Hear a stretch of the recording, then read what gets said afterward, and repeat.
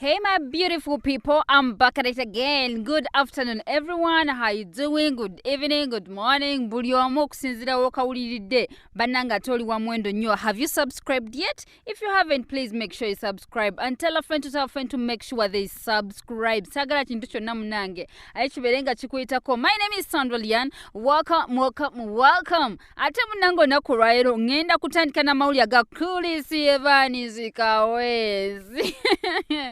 Manager buvuddeko Chris Evans ye muntu amanyikiddwa ng'ekisooka omukano ogumutawaanya nnyo musajja wattu ye muntu gwe baakuba ennyondo ku mutwe n'asigala nga bw'ali tegwagomamu tegwakola ki kwegamba bambi Mukama Katonda amubeereddemu ye muntu apostinga n'abayimbi bambi abanyirira ate bamaane bamuyita bro ekintu ekyo kwegamba bingi byagumidde musajja wattu but otherwise regardless we move so munange Chris Evans kaweese oluvannyuma lw'okupostinga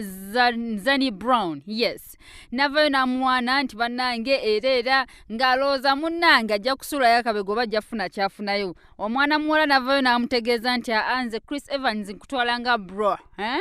nga bro manyi wali ekika ky'abawala abagamba you all my bros niggers kwega temusuubira kinene nnyo kiri awo ate onoofuna relationship with your brother or your sister of course not so munnange agenda okulaba eyo wagaanyi Chris Evans n'akita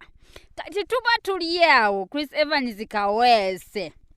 navayo na postinga mwana mwala pia pounds omanyi kati bannange bwabanga music yagaanyi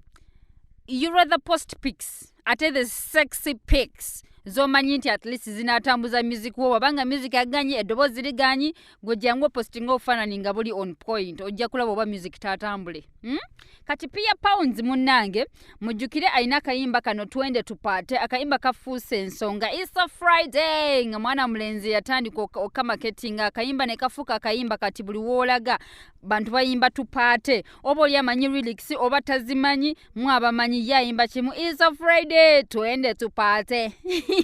kati mwana mulenzi Chris Evans yavuddeyo n'apostinga ekifaananyi kya pia pounds nga ataddeko message emu oba bitwe binaatandika nze naawe nagamba nti pia pounds you are the true meaning of never give up very few ladies can stand this pressure in the music industry bingi byoyiseemu bambi oba ebiriwo oba baali bonna nga babiyitamu nze naye Chris Evans ajja kuba bitunnyonnyola biki pia pounds byayiseemu n'amugamba you want inspiration to many girls out there after a long period of hard work you finally made it on the top your song to party is everywhere congratulations to you and your team Pia I believe in you go girl teri kuzikiza bwato bwe yamugambye pia pounds nenga kifaanani baby kyapositenze dada twende tupaate tagenda kukomaawo trust me oluyimba lwasobodde okuba nti luvaayo after a long period of time kubanga ali yalukuba dda naye ng'oluyimba lusikatiddeyo nga tetumanyi lwaki lukyagaanye okuzannya but omwana yavaayo just n'alukuba mu layini emu oluyimba ne lufuuka oluyimba so kati it is everywhere omanye ekyabayimbi munnanga oluyimba lw'okufuna breakthrough my dear it's not an easy task olina okuba nga olwanye okubye ku bikonde kwegamba owaddeyo ku ssente eziwera ebintu ebifaanagana bwe bityo but otherwise we congratulate you wabula katusabire omukulu wa